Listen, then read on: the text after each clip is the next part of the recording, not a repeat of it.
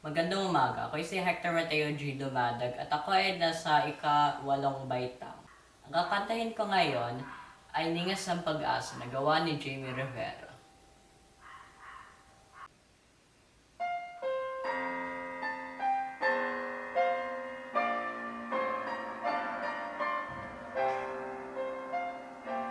Masdan mo ang ningas ng pag-asa at ang awit naming pakinggan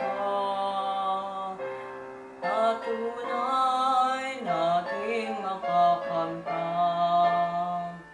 ang buhay na walang hanggan.